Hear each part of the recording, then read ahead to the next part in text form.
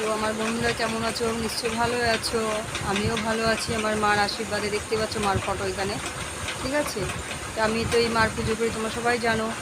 বাড়িতে মন্দির আছে। আর আমি এমনিতে প্রচণ্ডভাবে ব্যস্ত থাকি, বলার মতো নেই। অনেক অনেক প্রচুর ব্যস্ত থাকি। আজকে 1 মাস আগে মার পুজো গেল, তোমরা সবাই দেখেছো। আর যাই হোক, মাকে আমি প্রচুর মানি আর প্রচুর ভালোবাসি, ঠিক আছে। আর প্রচুর ভয় লাগে আর প্রচুর নিয়ম মেনে চলতে লাগে, তো বলার মতো নেই। যেটা মুখে বলা চোখে দেখা বহুত ডিফারেন্স, ঠিক আছে। কারণ একটা মানুষের মুখে বলা চোখ দিয়ে দেখা প্রচুর ডিফারেন্স। তো যাই হোক, এইভাবে সবাই সবার পাশে ভালোবাসা দিয়ে যাতে আমরা আরও এগোতে পারি।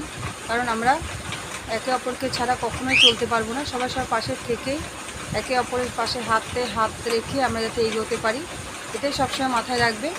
কারণ হিংসা করে কোনো লাভ হবে না, হিংসা করে কোনো লাভ হবে না। হ্যাঁ, আমার দেরি হতে পারে, আমি ঠিক টাইম মতো চলে যাব, কোনো ব্যাপার নেই, ঠিক আছে।